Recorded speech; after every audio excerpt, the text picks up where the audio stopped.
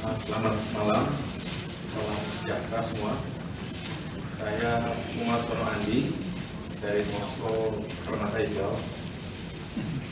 Yang saya ingin sharing malam ini adalah satu pengalaman, sebetulnya lebih ke menyangkut masalah wanita sebetulnya.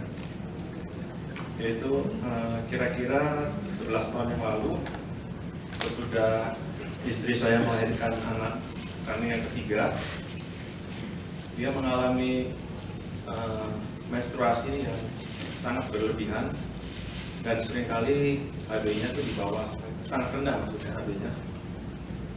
Dan kita sudah banyak ke dokter-dokter. Saya ingat awalnya dikasih pil KB, katanya untuk stabilkan hormon. Memang waktu itu jadi normal ya mensnya.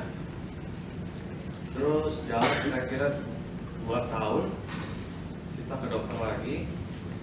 Dokter bilang suruh berhentikan pil KB-nya, katanya sudah nggak apa-apa. Tapi begitu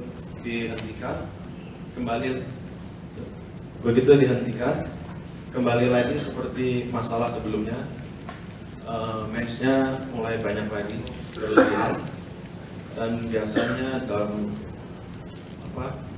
jangka waktu yang sangat panjang berhari-hari. Kita juga pernah bawa ke dokter di Jakarta ataupun di Singapura, pernah juga dilakukan proses histeroskopi kalau nggak salah ya, karena di dalam rahimnya katanya ada polip 2 biji. Yang kata dokter itu penyebab dia pendarahannya berlebihan, dan dokter menganjurkan untuk segera dilakukan tindakan, dan ya kita putuskan untuk ambil tindakan. Tapi setelah tindakan itu tetap masalahnya nggak selesai, tetap seperti biasa, mensnya berlebihan. Terus kembali lagi ke Jakarta, masih kita konsultasi ke beberapa dokter.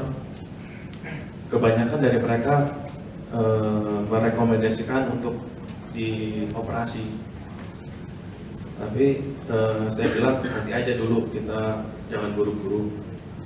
Terus kebetulan pada bulan November tahun lalu, pas ada kelas kognitifologi, saya ikut. Dan habis kelas saya lakukan terapi ke istri saya setiap hari, hampir setiap malam ya, rata-rata hampir 1 jam di rahim C7, C2, 3. Proses itu kita lakukan. Pertama 2 minggu itu dia mens lagi, belum ada hasil. Dia sendiri sebetulnya sudah mau nyerah, makanya udah nggak usah diterusin. Tapi saya bilang diterusin aja, dicoba, karena ini kan gratis, nggak ada obat, nggak ada efek samping. Kita coba aja lagi. Terus berjalan kira-kira 1 bulan lagi, jadi total kira-kira 1,5 bulan ya, hampir setiap hari kita bisa terapi.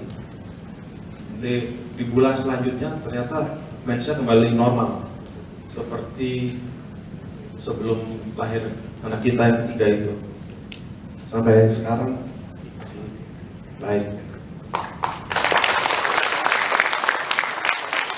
Kemudian akhirnya pada bulan Februari tahun ini ikut kelas kognitifologi. Terus dia melakukan self therapy setiap hari. Nah, hampir setiap hari sih, untuk perawatan aja. Terus kasus yang kedua, ini terhadap diri saya sendiri. Saya sudah kira-kira 6-7 tahun ini rutin mengadakan cek darah kurang lebih 2-3 kali setahun. Mungkin banyak juga yang melakukan demikian. Selalu aja tuh hasilnya pasti ada yang nggak baik. Biasanya sekitar saya ingat 3 poin, yaitu LDL, total kolesterol, gula darah puasa. Terus saya juga ada makan obat kolesterol untuk menekan kolesterolnya supaya nggak terlalu tinggi. Tapi terus yang nggak pernah setiap kali tes tuh pasti lewat LDL, total kolesterol. Dan setelah saya ambil kelas bronchopitologi itu, saya melakukan meditasi, terus banyak menterapi orang, banyak juga menterapi diri sendiri. Berjalan kira-kira setengah tahun, saya lakukan cek darah lagi, ternyata hasilnya semuanya lulus, nggak ada satupun yang gagal sampai sekarang.